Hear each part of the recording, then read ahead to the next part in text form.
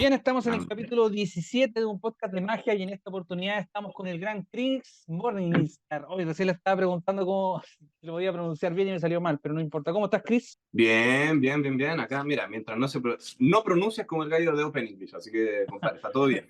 Éxito. Todo bien. Sí, ningún drama. ¿Cómo has estado? ¿Cómo va todo? Bien, bien, bien, bien. Partiendo la semana. Ahora mismo se estrenó el episodio de 1000, así que terminando el podcast, ahí me pongo a escucharlo. Bueno. Feliz, Y feliz. ya para no ir perdiendo minutos y que la conversación empiece a fluir, cuéntame, ¿cuándo fue la primera vez que viste magia? La primera vez que yo vi magia, bien chico, pero te la voy a hacer capciosa la pregunta, como nos gusta a los estudiantes de Derecho y abogados. ¿La primera vez que vi magia en vivo o la primera vez que vi lo que fuera de magia? La primera vez que Cualquier tuviste cosa. una aproximación con la magia. Ya, bien, bien chico. Ahí, no sé, 8 años, 9 años, los especiales que se daban en la televisión, tipo Siegfried y Roy, Copperfield. Estamos hablando de chico. Eh, bien, bien chico. Ya después más grande, tal vez 12 años, estaba obviamente los magos de moda en esa época, ¿no? En el 2000 y algo, que era Chris Angel.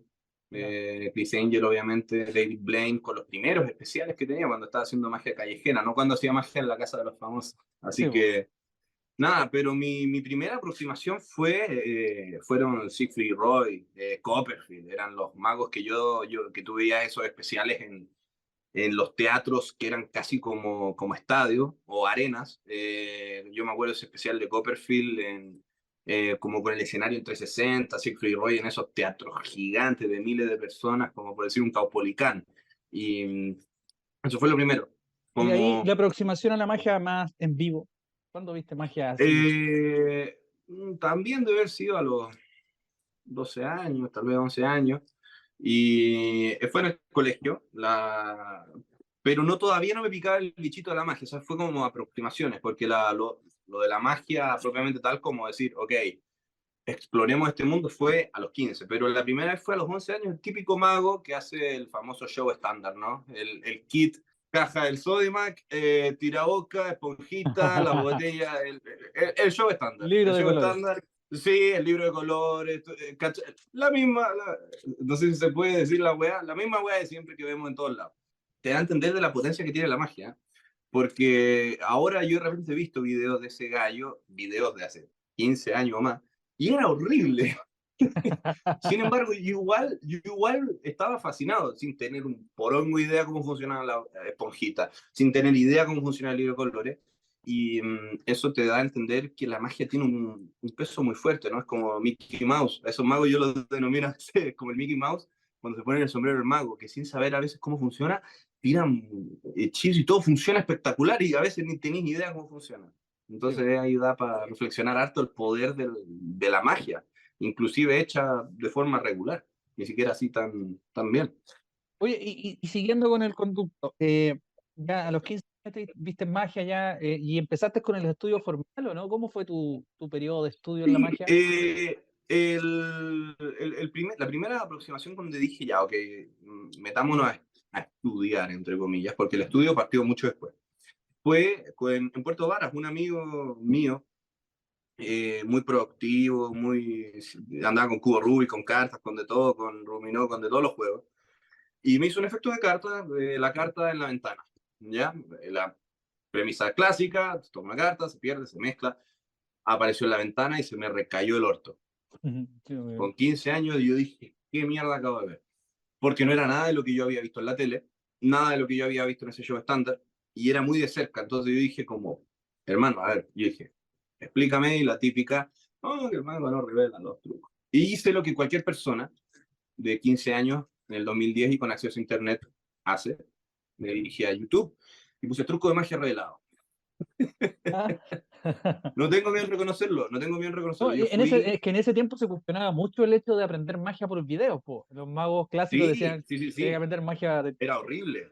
Mm, Era horrible. Y aparte era un YouTube muy distinto del que es hoy en día, porque hoy en día hay canales como legitimizados por la comunidad, ¿no? Está Domina la Magia, y miles de, está que Alex Pandrea, bueno, un montón de gallos que yo ya no los seguí porque cuando ellos surgieron yo ya andaba en otra volada aprendiendo manipulación, magia escénica, pero yo me acuerdo, no sé si, ¿cuántos años tenés tú, Gonzalo? Hay 4 años, Ya, eres como de la generación mía, yo tengo 29.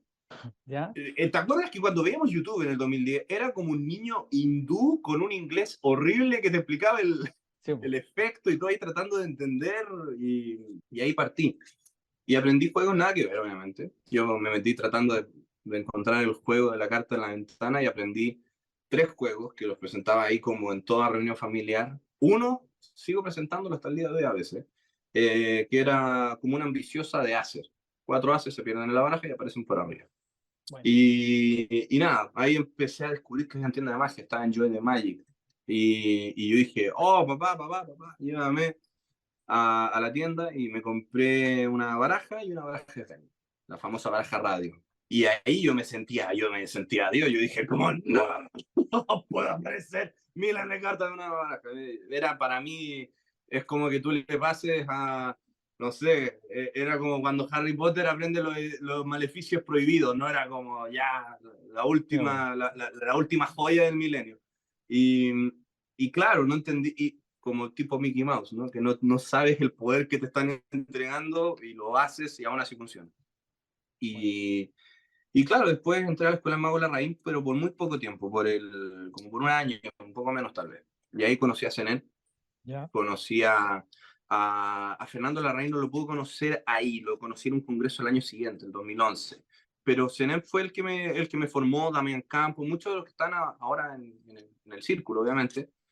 Y ahí aprendí magia relativamente clásica, ¿no? Me vestía de terno, eh, camisa, el mago clásico, ¿no? Y aprendí mis primeras cosas con monedas, mis Algo que primeros hace empanes, el estudiante de los Derecho rubí. que estudia magia, yo creo, que ese es como el concepto, ¿no? Como que un poco como mi aspecto Claro, como de pero eso Derecho o vino magia. mucho, sí, eso vino mucho después, porque estaba hablando que yo entré a la escuela en el 2010, mediados del 2010 al 2011, y yo entré a Derecho el 2014. Ah, ya. El tema es de que, claro, ahí yo partí y ya, pero estuvo entretenido, aprendí los rudimentos. Mi primera actuación fue ahí, con 15, 16 años. Y nada, después me salí porque andaba buscando otras cosas dentro de la magia. Yo dije, ¿por qué no? ¿Dónde está Siegfried Roy? ¿Dónde está Copperfield? ¿Dónde está ese, como el gran show, ¿no? Pero más moderno. Y descubrí a Gustavo Rale y era como un tipo como medio como Goku Super Saiyajin, ¿no? Con el pelo parado, rubio, el traje súper loco, el show, las minas, la magia, el que hacía el Dancing Kane, hacía de todo, el bolorama, la bola bowling de Kevin James. Y yo ahí dije, esto es.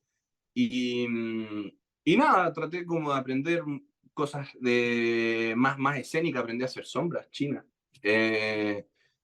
Y después descubrí la manipulación y ahí para mí fue donde cambió todo, Eso fue tu con punto Jeff McBride. eso fue tu punto de, tu cambio de Sí, paradigma en ese sentido, la sí, manipulación.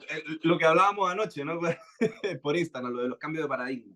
Ahí yo cambié porque, y fue una escuela para aprender inglés incluso, porque para mí en un principio la magia era como en español, lo otro era la tele, ¿cachai? Lo que veía en el A&E. Y de Sí, po. repente llega Jeff McBride y te empieza a hablar. No es como los videos coreanos hoy en día que te muestran, que no hablan, solo hacen la técnica y luego te la muestran por detrás. McBride te agarra de la mano y te dice, mira, esta es la carta, esto se hace así, la técnica se llama esta, la producción tanto, que viene de este gallo y papá.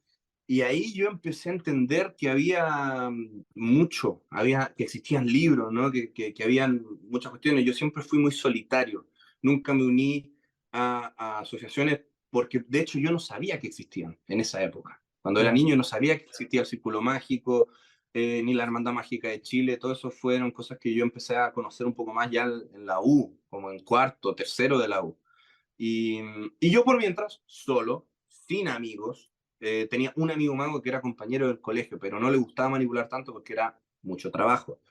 Y a mí me encantaba porque yo vi a Jeff McBride de su famoso acto de máscara y de manipulación de cartas que era moderno porque tenía un frac muy loco, tenía su pelo largo, tenía unos anillos, era como tipo un chamán medio extraño, y yo ahí dije, eso es lo que puedo hacer, porque me di cuenta que lo único que necesitaba era esto, ¿no? Una baraja y, y un lugar donde depositarla, que es como el sombrero o el pedestal con el sombrerito.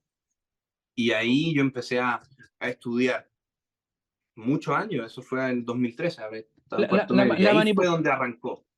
y eso, aquí es donde va una pregunta. ¿La manipulación es netamente práctica o también requiere un estudio teórico desde una perspectiva? Indudablemente teórico también tiene.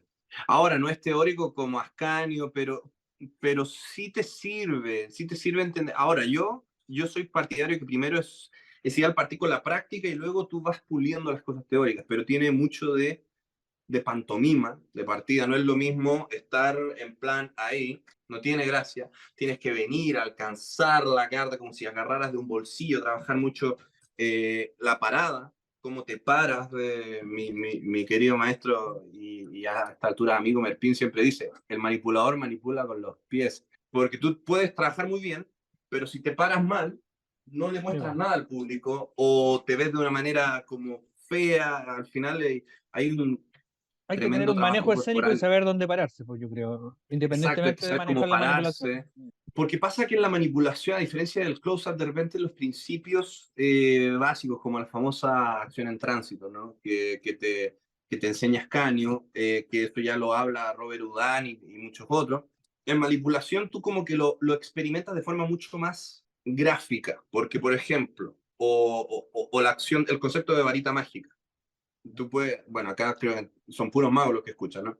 Si Puro tú mouse. estás empalmando 15 cartas, tú sostienes el resto de la baraja en la misma mano y pareciera que tú estuvieras haciendo nada. Y esto es algo muy común del manipulador. Pero en close-up tú no ves, estás acostumbrado tal vez con otras cosas, como que acá todas esas cosas muy teóricas las aplicas de inmediato a la práctica de forma muy gráfica.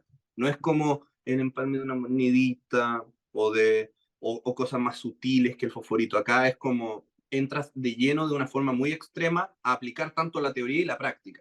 Sí.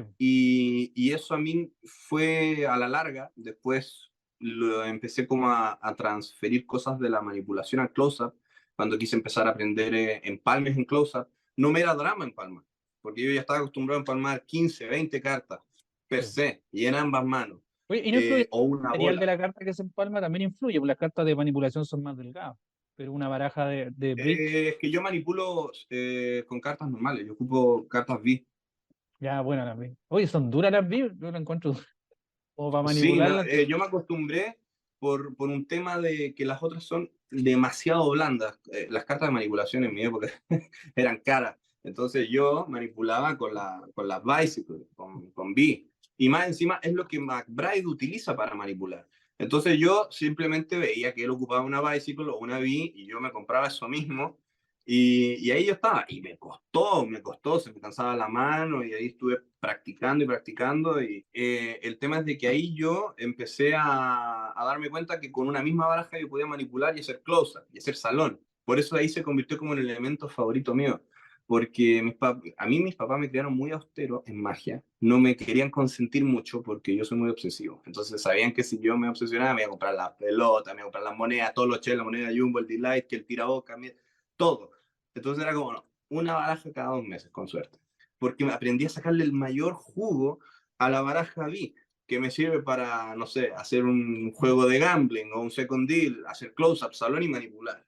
Entonces ahí encontré ese tema del, como el minimalismo, ¿no? De ocupar cosas pequeñas que pueden jugar muy grandes. Y empecé a explorar cosas más con pañuelos y con otros efectos que puedo hacer tanto rodeado como en close-up o que lo puedo llevar al escenario. Eso para mí lo conversamos con un amigo que estaría bueno que lo tengáis en el podcast de Gustavo Plaza. Ya, pues, Siempre manda el hablamos de los contacto. criterios. Sí, sí, anótalo.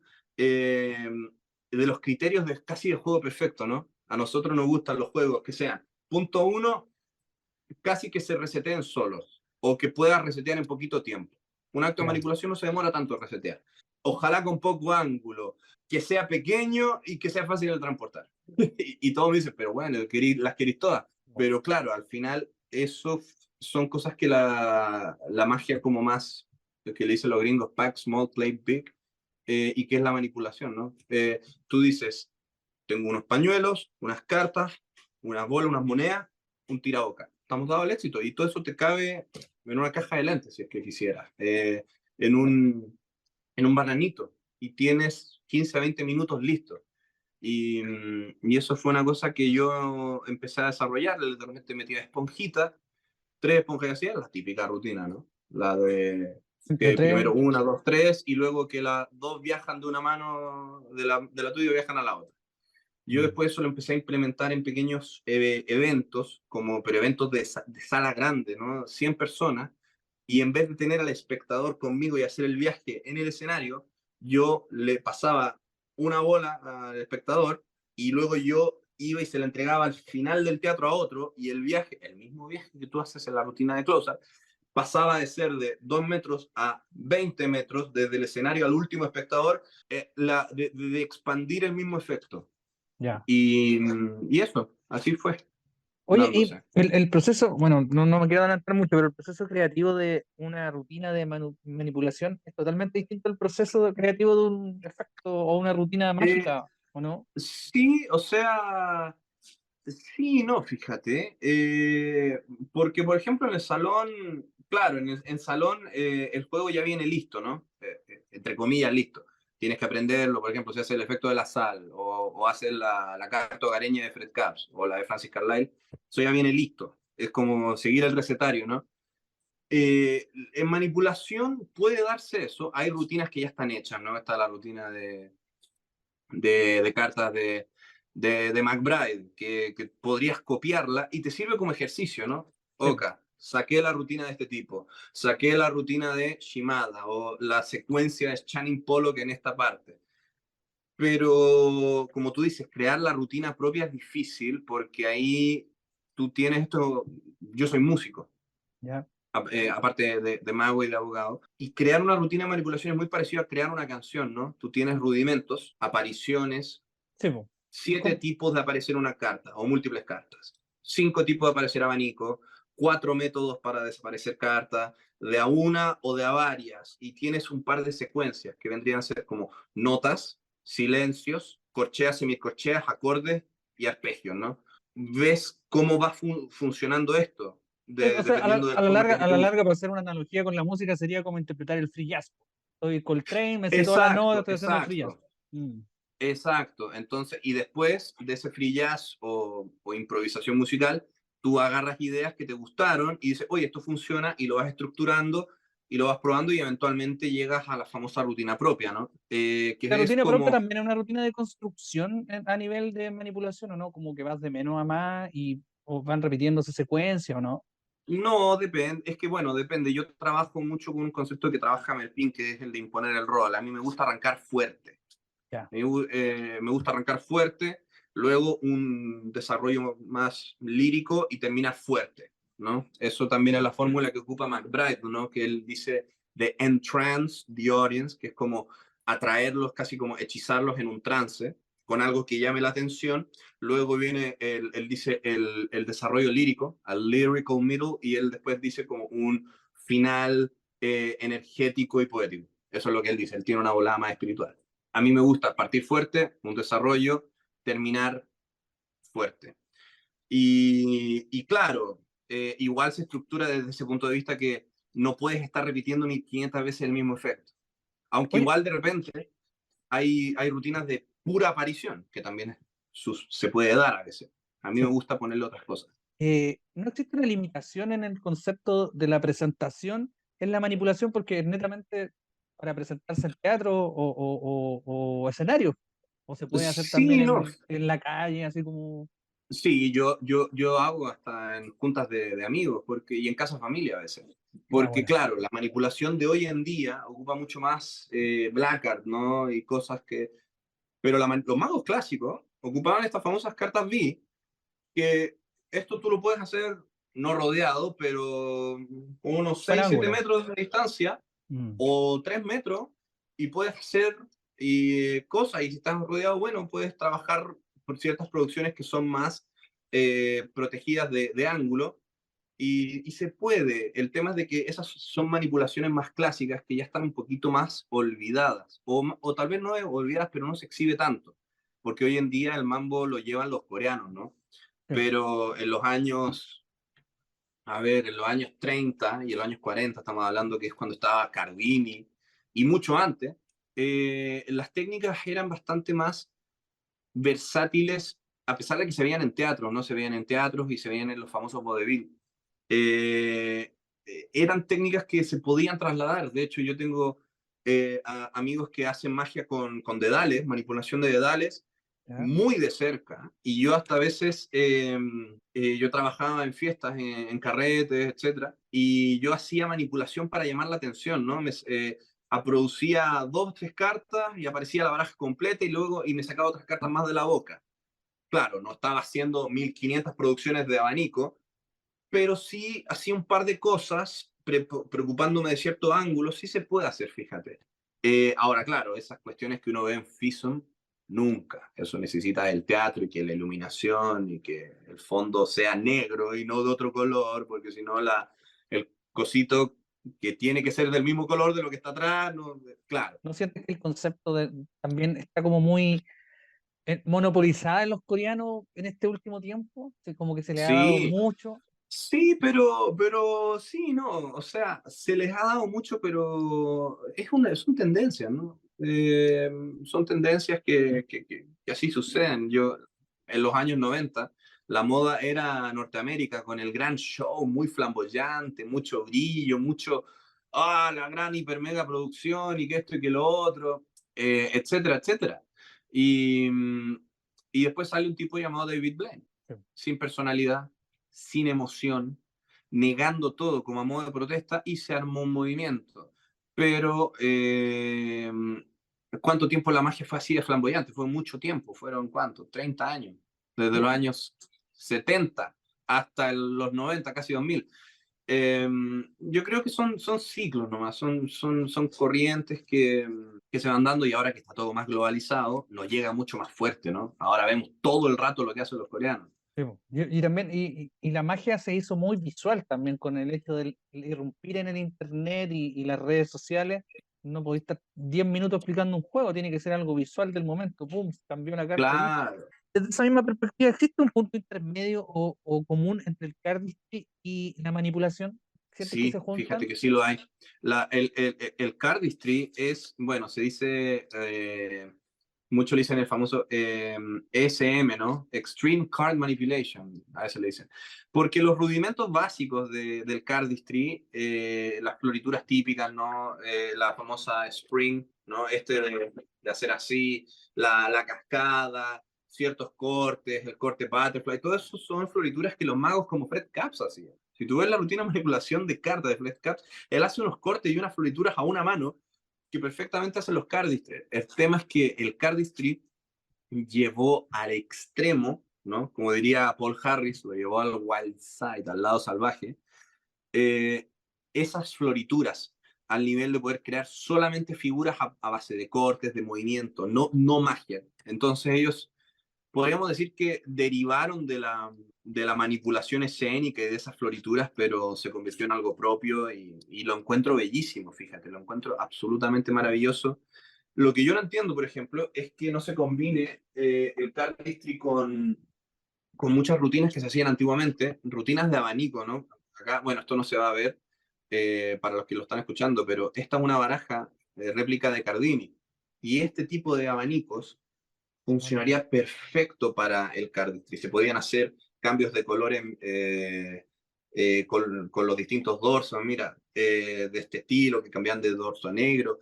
Cuando tú haces el abanico gigante, ese abanico que tú puedes hacer con la mezcla faro, aquí se ve fenomenal. O Oh, sí, sea, como y todo un pavo esto, real. exactamente, y todo esto se hacían en los años 40, todo esto, ¿cierto? Es una baraja réplica de la de Cardini. Y eso no se ve hoy en día. Ahora es como siempre tienen el borde blanco o algún color y se hacen más cortes y otras cosas. Y siento que el cardistry podría beneficiarse mucho de eso.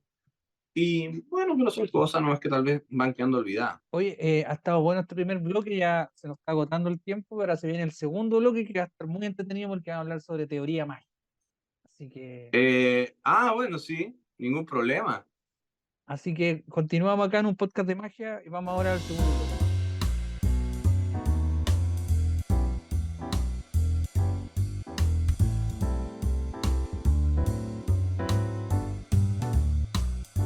Bien, continuamos en este segundo bloque de un podcast de magia, capítulo 17. Estamos con Chris Morningstar. Oye, que me ha costado pronunciarlo en inglés. Voy a tener que tomar clases de inglés, Chris. No, pero está bien, va bien, va bien, va bien. Oye, algo que había quedado un poco en el primer bloque, cuéntame un poco sobre tu carrera mágica. ¿Dónde te presentaste? Creo que habíamos quedado como en Jeff, en McBride o la universidad. Bueno, durante la universidad yo estuve como muy tranquilo, siempre haciendo lo mío, ¿no? Aprendiendo muy solo. Hasta que llegó, obviamente durante ese tiempo hacía fiestas infantiles como Christian Puga, ¿no? Mi nombre legal, el mago Chris, el nombre más original de todos, ¿no? Como si solo hubiera uno. Sí, po. Eh, y, y nada, eventualmente se dio la oportunidad de irme de intercambio con mi universidad y me fui a Escocia, al Reino Unido, y ahí yo descubrí eventualmente el personaje, porque yo, o sea, yo soy una persona muy, muy alternativa, muy, siempre ando con anillos, rockero, darks, Oye, metalero, con y cadenas. una pregunta que a lo mejor no tiene nada que ver, pero una pregunta personal. Dale, dale. Mi propia respuesta. ¿Por qué empezaste a estudiar Derecho? Porque no, como que no seguí el molde Esa, de... esa es una muy buena pregunta. Pasa que mis papás me dijeron, mira, sabemos que te gusta la magia, que eres bueno y todo, pero necesitas un cartón. Si me traes un cartón, me dijo mi papá, de una carrera tradicional, te puedo mandar a estudiar magia donde quieras o lo que queráis, lo que queráis, pero tráeme un cartón. Y ahí fui yo, el weón decidió escoger la weá más fácil que puedo pillar en humanidades, sin saber, ¿ah? Eso da para, te lo puedo contar post podcast. ¿Cómo se dio eso? ¿Por qué miércoles llegué al derecho? Las dificultades que tuve, porque no me fue fácil, pero eventualmente agarré método de estudio, método que aplico hasta hoy día para estudiar mis libros de magia, para estudiar magia y todo eso de teoría. Me sirvió mucho. Me dio muchas herramientas como de los glosadores, ¿no? Los glosadores romanos eh, y todo ese tipo de... Y los comentaristas romanos. Yo todo eso lo tengo glosado, todos mis libros, todo eso igual, igual que ellos. O sea, fue una referencia muy ñoña para todos los que son abogados o que estudian Sí, po. derecho. Y Pero, nada, pero claro, yo llegué a Escocia y yo soy un buen muy metalero. Y habían dos clubes ahí, como el club de ajedrez, que el club de esto, del otro. Y había club de rock y metal y el club de magia. Y yo dije, acá la hago. Entonces andaba mucho más metalero de lo que ya soy. Y eventualmente una amiga se enteró que yo era mago y bla, bla, bla, y me inscribió un show de talento. Y me dijo, mira, te metí al show y yo como, dale, da, gracias. Y, y yo siempre me vestía tipo Michael Jackson, ¿no? Una chaqueta muy colorida, una polera blanca, pantalón negro, calcetín blanco con zapato negro. bueno, Y eventualmente dije, no, no me siento cómodo, tenía otra música, ocupaba otra música, y tanto de fondo como para los actos musicales. Y dije, no, brother, a ver, yo soy un buen metalero y ¿por qué no salgo así? Y con un poco de imaginación nomás, tampoco tenéis que ser Orson Welles, ¿ah? O Tarantino. Me maquillé los ojos porque me gustaba mucho Jack Sparrow y Sinister Gates de Avenged Sevenfold y me puse un lente de contacto blanco porque me gustaba Marilyn Manson y Ghost y dije, opa, acá hay un weón distinto. Porque necesito un nombre, mi nombre es Christian, mi papá se llama Christian con H, me puse Chris, así de simple, y empecé a buscar apellidos y empecé a recordar series que me gustaban, libros, busqué Dr. Jekyll y Mr. Hyde, puse Chris Hyde, ¿no? Y llegué a la serie Lucifer. Y dije, ¿cómo se llama Lucifer? Lucifer Morningstar. A ver, Chris Morningstar, pegó. Suena bueno. bien. Y nada, fue como, y debuté el personaje y dije, mierda, pero yo necesito programarme otra música y me puse una música más metalera y armé el show y la charla la cambié un poquito. Y los juegos eran los mismos, ¿ah?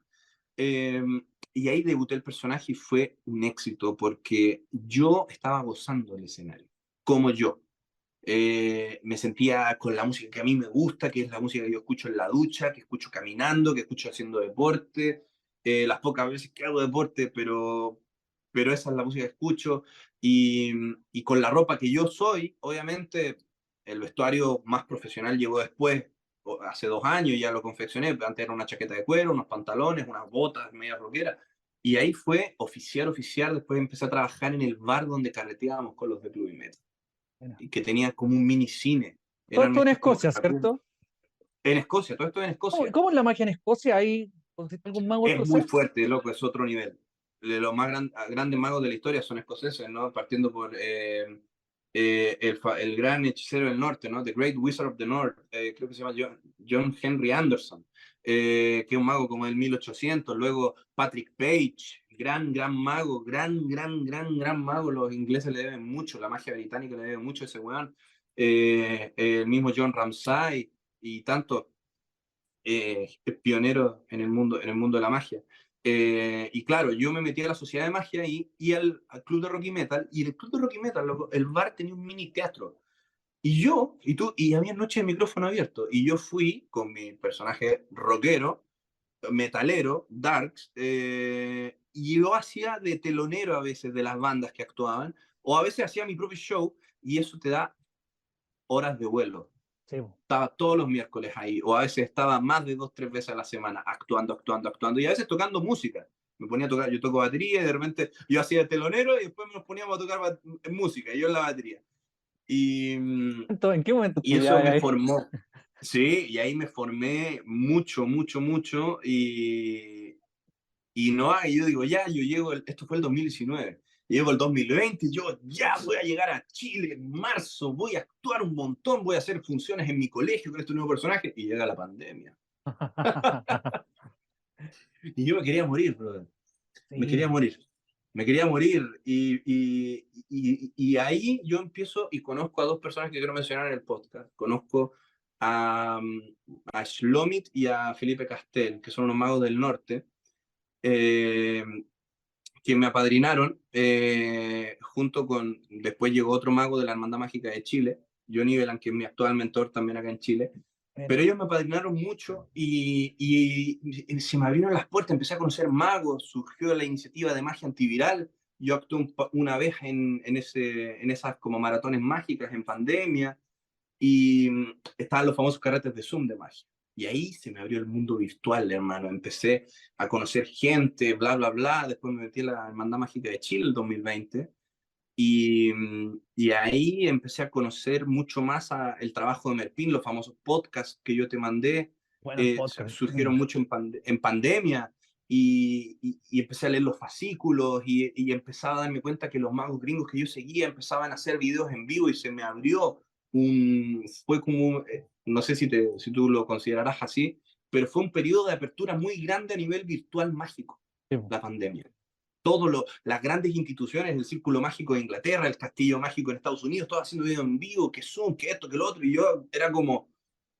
Y claro, eso fue un periodo de estudio, y ahí yo empecé a estudiar mucho. Empecé a leer mucho más de historia de la magia, mucho más libros, porque no había nada mucho que hacer, era como yo me estaba titulando, o egresando, mejor dicho, y mientras estudiaba después para mi examen de grado y la tesis, yo tenía ahí mis libros de magia y practicaba mis manipulaciones, practicaba mi repertorio, empecé a reemplazar todo el repertorio de Escocia, lo reemplacé por material aprendido en pandemia, que era material que tú tienes que hacer en pantalla, porque no podías tener interacción en público. Aprendí a hacer material que yo digo, material lámpara de lava, que tú lo miráis nomás, nada más, y que puede ser hablado o musical. Entonces ahí retomé obviamente el Estrella de la Magia, eh, que creo que ahí está el Anillo de la Varita, o creo que está en el libro de magia de Dai Vernon, el Dai Vernon Book of Magic. Aprendí un poco más de magia bizarra y bla, con Merpin, y empecé a tomar muchos seminarios con él, porque bueno, era pandemia y ahí estaban los seminarios internacionales. Y pasa que yo tomé como 3 seminarios seguidos con él, y después se abrió una oportunidad tremenda, que Martín Braesas, que es el coordinador del curso, me dijo, oye, ¿quieres trabajar con nosotros como asistente del curso, ¿no? Monitorear el Zoom, mandar las clases, motivar a los alumnos, que si tienen dudas, que bla. Y entré becado al curso, porque claro, era como a cambio de un trabajo, ¿no? Yo trabajo con ellos, hacía todo esto, y yo tenía las clases gratis, y ahí me cambió el mundo mucho más, porque ahí empezaba, tenía los podcasts, tenía los seminarios, y ahora tenía las clases, y más encima empecé a conversar mucho más con Merpin, y se me abrió el mundo, y ahora estoy acá. Y eso, de vez en cuando actuando en la salita de René, y eso es como un resumen de lo que sido mi carrera, entre comillas, carrera artística. Oye, Todo esto mientras estudiamos me derecho, queda, sí, obviamente. me queda una duda. ¿Y el intercambio en derecho a qué fuiste? ¿Cosa que especializarte en derecho en qué? ¿O Me hacer fui, un... es típico, tipo derecho internacional. Me mencionaron, o sea, me convalidaron un par de electivos. Yo tomé sistema legal escocés, derecho internacional público, que ya lo había cursado en la U, pero que me servía para convalidar otro crédito, y tomé criminología, que no Ah, lo ya. daban en mi universidad. Esa Yo es soy buena de la, criminología. Po. es buena, es muy choro, weón. Más encima ellos tienen toda una postura garantista moderna, como de la teoría de strain theory and guarantee theories, y un montón de cuestiones como para entender cómo funcionan los criminales y cómo reducirlos, cómo mejorar a la persona. Puta, un montón de cuestiones como de reinserción criminal, muy, muy choras. Y bueno, yo soy de la Portales, no tenían ese electivo. Y nada, pues yo ahí estaba estudiando esos 3 ramos en Escocia y al mismo tiempo tocando música en ese bar metalero y haciendo magia. Y juntándome con los chicos del club de magia de la universidad. Y, y fue muy interesante porque les gustaba que yo era como mago manipulador, pero yo era manipulador hablando, parlante, podríamos decir. Yo hacía técnicas de manipulación como en juegos de salón a veces. Y eso decía, oye, pero qué raro, porque no es como el típico coreano que produce 700.000 cartas a la velocidad de la luz y de colores más encima. Por eso yo me fui allá. Me fui a hacer un 6, no fueron 6 meses, fueron como 8 meses. Ahí también conocí a una de mis pololas y una de las relaciones más a toda raja que he tenido. Entonces, claro, loco, tenía polola, estaba estudiando derecho, haciendo magia, descubriendo el personaje. Para mí fue la mejor experiencia de mi puta Sí, po, vida. me imagino. Sí, fue genial. Y después volver Aparte a Chile a la pandemia. Y me- después, después sí, volviste a no, Chile no, a imagínate, loco, a mí casi que vivo en un cuadro depresivo, pasar de felicidad suprema a estar encerrado en la casa. ¿Y tuviste que a Eh, la relación o la seguiste a distancia un tiempo? no terminamos, pero no fue por pandemia propiamente tal. Yo creo que la pandemia aceleró el término nomás, porque claramente después los dos teníamos rumbos distintos y nos dimos cuenta, ella se dio cuenta primero y después yo dije, sí, es verdad, de que la cuestión no iba a funcionar, por mucho que nos quería, no, loco, nos queríamos demasiado. Y fue como, fue la mejor decisión. Y terminamos, nos dimos un tiempo de no hablar y al día de hoy seguimos muy de amigos, le tengo un cariño tremendo a ella, y igual me tiene un cariño tremendo y como si ella siempre necesita alguna cosa, alguna ayuda o de, oye, pasó algo, necesito algo, cero, cero drama. Como que todo ese enamoramiento y locura se transformó en cariño genuino por una persona que te importa como amigo, ¿cachai? Y bacán. Buena historia Entonces, y nada, buen viaje y buen intercambio también. Y es interesante sí, fue el muy, hecho de muy que bueno. has podido compatibilizar el derecho con la magia. Siempre cuento mi historia, pero yo me Sí, retiré 10 años. Ahora estoy volviendo, entonces como que no encontré el claro, hilo yo cuando lo iba compatibilizando porque la gracia del manipulador es que tienes que practicar, practicar, practicar y cuando te aburres, practicar. Y a mí me pasa que la práctica es muy masturbatoria, ¿no? Es como adictiva. Yo estoy ahí, pues, como, como le digo yo, cartomanfinfla. Estáis todo el día ahí. Y a veces requiere una mano. Y la otra mano te da vuelta páginas del Código Civil. Entonces yo estoy ahí leyendo. Se vuelve automático, de repente tú no lo piensas. Estoy ahí, o estás haciendo rodar la bola entre los dedos, practicando el empalmete. Claro, no te permite trabajar rutinas, porque lo otro ya es como pararte o trabajar la charla, pero todo ese tema de practicar técnica era perfecto con el derecho, porque te podía pasear recitando materia con 2 barajas en la mano haciendo cuestiones o practicando producciones o un pase con monedas, porque no sé si te pasa a ti, pero el derecho, por lo menos, si bien uno tiene que entender, no es tanto memorizar, igual hay una dosis que uno debe de memorizar y ser Sí, mecánico en derecho. sí. Y todo ese tipo de weas yo lo hacía mientras estaba practicando magia. Tenía un Eh, concepto de asociación, pues no sé, pues si el artículo 1 del Código Civil te lo tenías que saber de memoria o la sí, definición de mira, bienes. a veces me ponía creativo como para puro, como decir, qué puedo hacer de cómo cambiar el método de estudio. Hacía resúmenes, me compraba 5 o 6 barajas blancas. Ah, yo sí, sí. Muy común. y ponía resúmenes y empezaba a producir los artículos, compadre. Entonces yo decía, artículo no cuánto es, ya no sé, artículo, la típica, ya, artículo 1 del Código Civil, la ley es la manifestación, bla, bla, bla. Y aparecía la carta y decía, sí, bien, correcto. O un resumen de, defíname contrato de trabajo. ¡Pah! Aparecía la carta y la leía. Entonces, claro, era como loco y probablemente una pérdida de tiempo muy grande, pero yo lo encontraba entretenido. Yo también hacía lo mismo, Y pues, una baraja sin dorso, o sea, dorso blanca, cara blanca, y con un Sharpie anotar el artículo. Y empezaba ahí. sí, bueno, y empezar a practicar con ella y veí, claro, claro. Entonces, son cosas que creo que eso no se lo he contado a nadie, bueno. Yo cuento que practicaba haciendo magia, pero la weá de las cartas blancas no se lo había contado No, a yo nadie, porque es tampoco una se lo weá había como contado a muy nadie mía. porque no había encontrado a nadie que hiciera lo mismo que. Sí, ¿no? Y nadie te dice, pero ¿qué? Pero bueno, ahí quedó en el podcast, ahí para la posteridad y todo lo que lo escuchen. Sí, está. Eh, pero sí, y así se fue dando, y fue la única forma de poder compatibilizarlo, porque ahora, claro, la carrera igual me dio mucho método de estudio, que lo agarré como en cuarto año, por Dios, en quinto año. Yo me atrasé 2 años, ¿Ya? porque yo en mi primer año fue horrible, si yo ni quería estudiar Derecho, hermano. Fue como, ok, me Por eso metí. te pregunto, porque no es como un perfil de. Yo me metí y me eché la mitad de la malla. Me hubiera hecho un ramo más y casi entraba en causal de eliminación en mi primer año.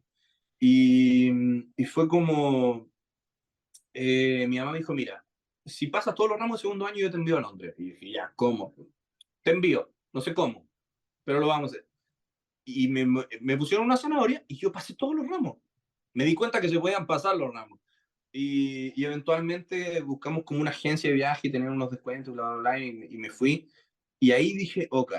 Y ahí le agarré el gustito a viajar y hacía estos work and travel. Y después llegó como en un tercer año, cuarto año el intercambio. Que ahí yo dije, ok, acá yo lo puedo hacer, total se paga la matrícula de la US. Qué bueno. Y eso era muy bueno, porque no tenía que pagar la matrícula europea, pagaba la matrícula chilena. Entonces solo tenía que pagar pasaje y la manutención. Y claro, ahí eventualmente agarré método de estudio en la U que después estudiando para el grado, que ahí uno tiene que obligar mucho, que destacar, todo eso a mis libros de magia. Todo destacado, glosado, estructurado. Tengo estos resúmenes de libros de magia. Haciendo lo Eh, mismo ahora. sí, y uno se vuelve muy estudioso y empieza a entender. Yo siempre digo, uno entiende a Ascanio estudiando Derecho a veces, porque Sí. Ascanio, como era abogado, bueno, lo de la fase positiva, fase de esto, loco, esas son las partes de una sentencia. Sí, Esas sí, son las po, partes de una sentencia. nadie había llegado a esa analogía, pero sí hizo la parte de una sentencia. Obvio, pero si Ascanio lo hizo pensando porque él viene de ese mundo. Sí, Entonces, claro, yo siempre digo, es mejor partir leyendo a Dave Vernon o el Estrella de la Magia para partir, pero cuando la gente dice, no, yo llevo 2 meses en la magia y te leí Ascanio, loco, el día de la mierda lo voy a entender porque es muy complejo, es sí. muy complejo. Escenario Mejor también, leer po. Ascanio. ¿Ah? No tenía el escenario también para hacer la comparativa entre lo que plantea el libro No, y. pues no, ¿cachai? Y aparte lo mezcla con cosas de psicología. Yo siempre digo, mejor leer Ascanio estando ya más avanzado y ahí podí entender algunas cosas. Y Oye, bueno, y si estudiaste Derecho, es fácil. y aprovechando el tema, ¿qué le recomendaría a un mago que quiere empezar a estudiar teoría o que quiere empezar a ser buen mago? Para mí, primera cosa, ver buenos magos. Si tú quieres ser buen mago, mira buenos magos. Ve a los grandes de la historia, ¿no? Y no me refiero a ver a Borja Montón, no, no, no. Él es bueno, sí está bien. Agustín Tash, sí, como mago el gallo, igual es, pero hermano, a ver, mira a Lance Burton, mira a Don Alan, a Dave Vernon, hay videos de ellos, hay miles de videos de ellos, y está Torrent. El material está, ¿Viste pero hace poco verlos en para vivo. verlo? Me hiciste una lista El, de. eh, pero, el ma- pero verlos en vivo, creo que eso ayuda mucho. Si tú quieres ser un gran close pero mira cómo trabaja en la IDINI. Se aprende mucho de ahí. Eh, y luego, si quieres empezar a estudiar teoría, yo no soy mucho de mandar a estudiar teoría per se. A mí me gustan los libros de magia que pasan con un poco de teoría como por accidente. Eso de repente a mí me gusta mucho más. Eh, pero porque, claro, libros de teoría, bueno, a mí me gusta uno de Jeff McBride que se llama Show Doctor porque es teoría práctica. Él, todo lo que hace, él es recopiló las columnas en una revista que él perdón, es la recopilación de las columnas que él publicaba en la revista Magic de pura gente que tenía problemas para actuar. No sé, no me da vergüenza hacer magia de pie, tengo mucho nervio al hablar, y él daba como una prescripción médica con ejercicios y cómo solucionar esto y por qué sucedía ese problema. Y él colocó este manual y lo llama el Show Doctor, y eso yo encuentro que es súper bueno porque es teoría, pero teoría que viene del mundo práctico, que viene a solucionar problemas prácticos. Ahora, si quieres después estudiar Ascan y todo eso, espectacular. Y hay muchos libros. Están los libros eh, de, de Robert Houdin, que son libros súper básicos, compadre. Son súper básicos. Él te habla del empalme, que para hacer un empalme es mejor tener un objeto en la mano cargado y hacer los movimientos, y te das cuenta que es la acción en tránsito, pero explicada en fácil. Claro, no definida como, mira, esto es una acción en tránsito. Eso él te lo va explicando a medida que él te enseña un juego. Y eso yo creo que a veces es más fácil.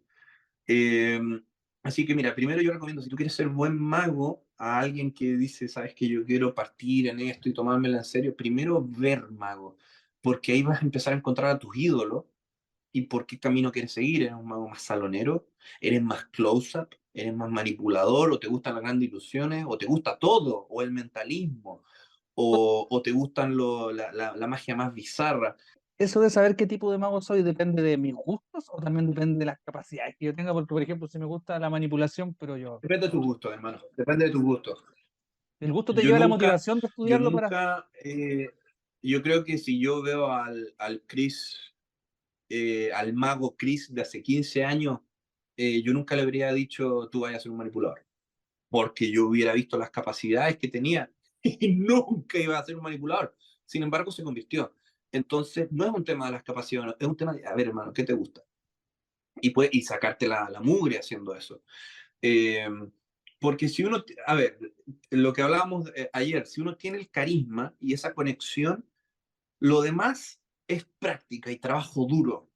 Que uno como abogado, esto uno siempre lo ve, es para ser abogado no tienes que ser genio, tienes que ser disciplinado. Mm, Un weón disciplinado saca derecho. Un sí. weón no estudia matemática o ingeniería termonuclear, porque para eso sí que tenés que ser inteligente. Sí. Ahora, si eres inteligente y estudias derecho, puta bacán, ya, se te puede hacer un poco más fácil. Mm. Pero yo creo que cuando uno dice, oh, que eres mago técnico, o no es tan difícil como sentarte media hora al día, no 2 horas. De hecho, si practicas 4 horas el fin de semana, es mejor que no lo hagas. Es mejor practicar 20 minutos todos los días, pero todos los días. Y a sacar la técnica. Y te vas a dar cuenta que en 3 semanas te va a estar saliendo relativamente bien y en 2 meses te sale bien. Las que son más difíciles, puede que te tomen 4 meses, pero es esa constancia, no es esa disciplina. Entonces yo siempre digo, primero ve qué te gusta, qué magos te gusta. A mí siempre me gustan los magos muy showman. Ya.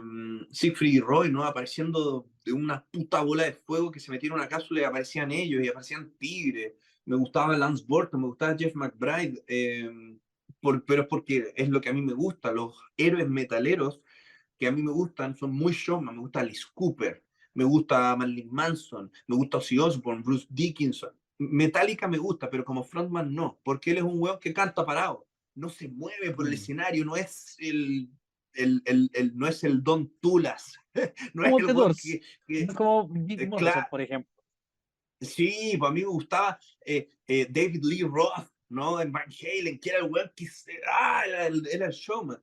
Digo, Pero si tú digo eres un también. weón más calmado, más te gusta los Peaky Blinders, más así, tal vez te va a encantar ver a Del Rey, el gran close-upero Del Rey, mago gringo, o a Laivini, ese personaje medio huraño que te dice, yo te voy a desafiar, yo te voy a engañar y no te voy a dar cuenta. Todo depende de los gustos, y de ahí tú te vas perfilando, creo yo. ¿Ese camino se da Y rápido o es un camino de ver mucha magia durante años y todo? Porque uno... no, un camino eterno, es un camino eterno porque uno, o bueno, yo por lo menos hasta el día de hoy sigo viendo Mago y de repente digo, uy, me gusta esto, y aunque uno tiene los gustos relativamente definidos, ¿no? Uno los tiene definidos, pero es como cuando te preguntan, ¿y cómo es el proceso para ser Chris Morningstar? O para ser Jeff McBride, o para ser Merpino, o ser Tamariz, ¿no? Que son personajes muy marcados. El proceso no para, el proceso es eterno, Mm, dura siempre, es el proceso de ser ellos mismos, estudiándose a ellos mismos y qué cosas le gustan a ellos, ¿no? Si tú ves a Tamariz de ahora, es muy distinto al Tamariz de 20 años y al Tamariz de 50 años. Son tres hueones distintos. Y lo mismo si tú ves a McBride de ahora, es un hueón muy alegre, muy como de la magia con el guión y hablado y muy poético. Y antes era el manipulador, muy, "Ja, aquí vengo yo, don 3 metros de tula a ser el exitoso". Y antes era un weón muy, muy dark, con un maquillaje, con una cara de Kiss cuando tenía 20 años. Se pintaba la cara y era muy pantomímico. Y entonces, claro, esos cambios se van dando porque eventualmente tú vas evolucionando, pero siempre fiel a tus gustos, ¿no? No es como que tú digas, de acá a 15 años yo llego a esto y de acá es como un tema de cuánta ganas le ponís tú en este proceso de ser uno mismo. Oye, ya, y en el mismo Pero eso proceso, ya da para otro podcast. en el mismo proceso de conocerse y ya saber lo que uno quiere hacer, ¿cómo es tu construcción mágica, tu construcción de una teoría o una construcción de una rutina?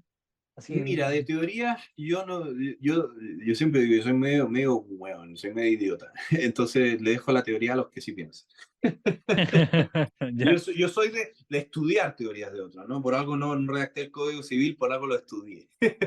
Eh, pero mira, cómo yo tomo los efectos o rutinas en general, yo soy muy loco, porque yo, claro, a mí me gusta estudiar métodos, pero yo el primer alcance, yo como soy muy músico, a mí me gusta, primero yo pienso en la música, cacho la estupidez.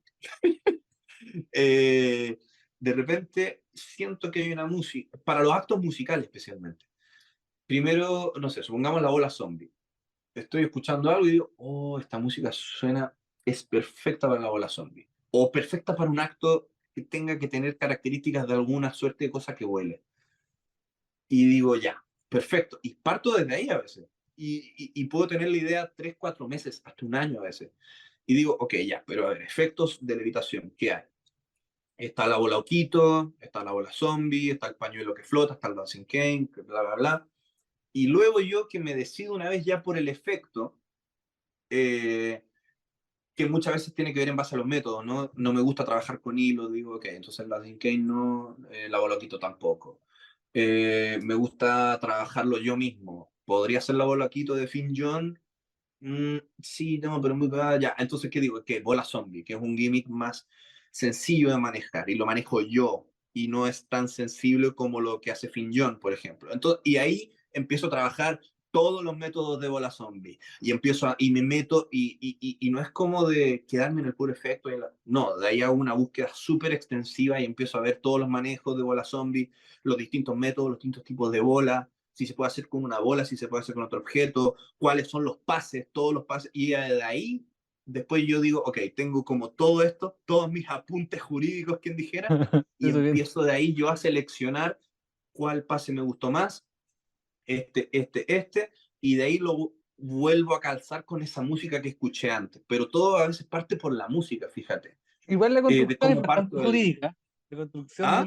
tu construcción es bastante jurídica, como que se nota una escuela del derecho. Sí, sí, sí, sí. Es como cuando tú tomas un electivo. Claro, sí, me gusta esto. Ah, porque me gusta, no sé, el derecho penal o laboral. Ya. Pero luego viene todo un tema de decir, ya, pero ¿qué materia? Y luego reunir todo el material, luego estudiarlo todo, luego seleccionar, resumir, concretar. Y claro, ya, después tú dijiste, te especializaste en algo que era que te gustaba, porque tal vez resonaba con alguna cosa que te gustó, no sé, bla, bla, bla. Pero esa es la construcción y en repertorio, fíjate, yo soy muy, no sé si la palabra es efectista, pero el primer weón, yo te dije ayer, el primer weón que le causa gracia la tontera que yo hago soy yo. Ningún efecto que yo hago lo hago porque considero que es bueno, sino porque yo o lo vi performado y dije, qué genialidad de efecto, porque porque el efecto es buenísimo y muchas veces esos efectos suelen ser con métodos muy buenos también, ¿no? Por ejemplo, ahora estoy trabajando la baraja al Corán, que el sistema es espectacular, es buenísimo, es muy bueno el método. Eh, También, por ejemplo, yo realizo el Sweet Apparition de Pepe Carroll cuando hago sesiones de close-up, pero porque el efecto es buenísimo, ¿no? Encontrar toda una pinta de una baraja, luego dar otra pinta y esa misma pinta se cambia. El efecto en sí es genial y el hecho de primero hacerlo como manipulativamente y luego mágicamente. Ahora, también hay un tema de los métodos que son geniales y muy técnicos y claro, pero yo siempre entro por el efecto, ¿no? El efecto, por ejemplo, a mí me gusta el pañuelo a huevo y no tanto la bolsa a huevo, porque yo encuentro que hay una potencia muy grande en los famosos efectos de sucker trick o de falsa explicación, porque creo que es el engaño por esencia, ¿no? El epítome del engaño. Hacer una rutina, te la voy a explicar con una explicación muy, muy, muy, muy genuina, que pareciera ser de verdad, y luego no, no es esa, volviste a quedar perdido en este mundo de ilusión. Creo que por eso a mí me gusta eso más que la bolsa y huevo, porque la bolsa y huevo igual tiene como un sucker trick cuando te colocas el huevo en la axila, pero la rutina no termina de una forma tan en tu cara, encuentro yo, por ejemplo, que el pañuelo a huevo. Entonces yo recuerdo haber visto con 16 años a Radagast en la escuela Mago Larraín, hizo el pañuelo a huevo y se me desconfiguró el mundo. Y dije, ok, lo voy a tomar. Después descubrí que había múltiples métodos para hacer el cambio de huevo. Otros se hacen empalmando dos huevos, otros que con FP, que con este, que el otro, y estudié todos los sistemas y eventualmente arribé al mío, ¿cachai? Entonces, Pasa eso mismo, ¿a qué adhieres en tu teoría o en tu favoritismo o proceso de construcción? ¿Más de método o el efecto que causa en la gente? Por ejemplo, si el método puede ser más fácil o no, en ese sentido yo soy más de método y ya, creo que el mago debe aprender método porque una cosa es el efecto que causa en la gente y otro es el efecto en sí. Porque el efecto en sí, por ejemplo, volviendo a la bola zombie, el efecto es una bola que flota con un pañuelo. Eso es el efecto. Ahora, que la gente se compre que es una bola que levita 500 miles de metros y bla. No, yo nunca lo veo desde ese punto de vista. Yo lo veo como algo que a mí me gusta como espectador, sabiendo, ok, es una bola que flota, bla, bla, bla. Ahora, si una persona se lo compra o no, se lo compra en su cabeza, me refiero, poco me interesa porque es como cuenta un maestro mío de que una vez estaba haciendo el efecto del patito, ¿no? El patito Gwendolyn. Y una persona dijo, oh, sí, qué genial, fantástico, el efecto y bla, bla, bla. Y otra persona le dijo, sí, mira, está bueno, pero se nota que tú lo manejas. Pero, y ahí te das cuenta que uno poca injerencia tiene en si la persona no se cree el efecto o no. Yo creo que uno tiene que enamorarse del efecto si es que a ti te gusta el efecto en sí. Y claro, eh, el tema de estudiarle los métodos y todo, pero a mí no me gusta meterme mucho de cuando uno hace, no sé, una rutina de algo y hace un falso depósito. A mí me gusta porque yo digo, es bonito, es una desaparición, me gusta esto, me gusta bla, bla, bla, bla, bla. Pero de ahí si la persona dice que se lo metió al bolsillo porque tal vez la persona andaba de mal humor y anda con ganas de cagarse al mago, uno no tiene cómo solucionar ese problema. sí, po. O al mismo tiempo, cuando habla de Tamarín, no me acuerdo si es lo del efecto cometa, creo que es cuando habla de el efecto que se armó en la cabeza y tal vez tú hiciste algo nada que ver, como cuando tú haces una carta y la persona dice, sí, tú sacaste una carta y le hiciste volar por el teatro y luego entró por la ventana disfrazado de Aladín y luego la carta se transformó en una mujer. Y tú probablemente hiciste algo nada que ver. Sí, po. Eso ya es dominio del espectador. Tu labor es hacer un efecto bueno, escoger un buen efecto con un muy buen método. Es muy importante el método. El método es la base de esa casa. Yo creo que si el método no es bueno y más encima bien ejecutado, no te sirve de nada. Puedes decir, yo voy a volar como Copperfield, pero si se te ve todo el sistema, no sirve. Ay, Entonces tú sí, tienes po. que tener el sistema perfecto o si tu método es con técnica, que esa técnica sea indescifrable y súper bien hecha, pero debe de primar el efecto. nunca dejarnos como caer en ese error, porque, y esto lo dice mucho Merpin y otros magos, Dariel Fitzke, Robert Houdin, que analizan los tipos de efectos, las tipologías, ¿no? Algunos, Fitzke dice que son como 23, Robert Houdin creo que son como 11 y Merpin dice que son 12. Y hay otros magos que han teorizado respecto a este punto. Pasa que tal vez cuando tú te centras mucho en el método, puedes pecar de repetir tipología. Mm, Porque, por ejemplo, transformación. Es que esta transformación se ocupa con un topic y esta transformación sucede con un cambio con reel y esta transformación sucede con un duplicado de no sé qué. Claro, son métodos distintos y todos los métodos maravillosos, eh, pero vas a terminar haciendo puras transformaciones, que era lo que yo te mencionaba del Serpent Silk, que uno funcionaba tirando un hilo sí, po. y el otro método funcionaba con un reel. Y es el mismo efecto, es exactamente el mismo. Entonces, yo creo que es muy importante estudiar métodos porque el mago estudia métodos.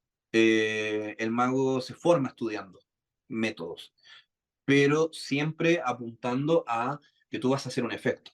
Eh, y como no evitar repetir puras predicciones, porque puedo tener una predicción que funciona con un confederado, luego hacer la predicción con la master prediction, luego hacer una predicción con un cambio de papeleta, bla, bla, bla, pero hiciste puras predicciones. Y eso es muy importante, ¿no? Saber la diferencia entre una aparición, una producción, una desaparición, una penetración, una suspensión, una levitación, una adivinación, una predicción, un efecto de animación versus un efecto de levitar, porque levitar y animar no es lo mismo. Eh, los efectos de corte y restauración, por qué el corte de una mujer no es lo mismo que cortar una cuerda, por qué impresiona más cortar y restaurar una cuerda y por qué impresiona cortar, solo cortar a una mujer. Todo ese tipo de cosas que son Un lo que uno simbolismo. estudia cuando estudia tipología, son cosas muy importantes que te ayudan a la hora de armar un buen espectáculo, ¿no? Un espectáculo equilibrado. Y a veces lo dejamos muy de lado. Y eso yo lo aprendí con Merpin y después, cuando él mencionaba a Fitzke y a Robert Houdin, yo agarré los libros de Fitzke y claro, él mencionaba 23 tipos de efectos, no 12 o 10. Pero eso te va dando un criterio muy selectivo a la hora de armar un espectáculo, ¿no? Cuando uno ve especiales de televisión de los grandes shows, que hay shows de magia completo, está el show completo de Ricky Jay, hay show completo de Lance Burton, Ricky Jay es un mago que hace close-up, hay shows completos de Slidini, de Lance Burton, de Copperfield, de Dance Perry, hay shows completos de Jeff McBride, donde hace manipulación y salón. Tú empiezas a darte cuenta de que todos ellos respetan esta tipología. Y tú dices, parece que no es tan pajería mental de uno focalizarse en los temas, porque todos esos aspectos sí los manejan ellos, ¿no? Copperfield, por decirte algo, o Lance Burton, hace un acto de palomas, pero él abre el show apareciendo él mismo, entonces él aparece. Luego hace eh, un número fuerte de, no sé, de transformación, el acto del espadachín. Luego un número de producción bellísimo, su acto de palomas y de manipulación. Luego cambiamos, contraste, tipología distinta y hace los cubiletes en una mesa, en el proscenio del teatro. Y te das cuenta que cada unidad del espectáculo es distinta, ¿no? Y lo mismo eh, siempre pensar en que los efectos y los elementos no se repitan. Pero bueno, eso ya es una obsesión mía, ¿no? Yo parto, siempre hago una, no sé, una manipulación de cartas, luego hago una manipulación de dedales, hago un anillo en la varita, hago chop cap, luego hago la baraja al Corán y luego hago cuchillo de afeitar. Y fueron puros elementos distintos y todos los efectos son distintos.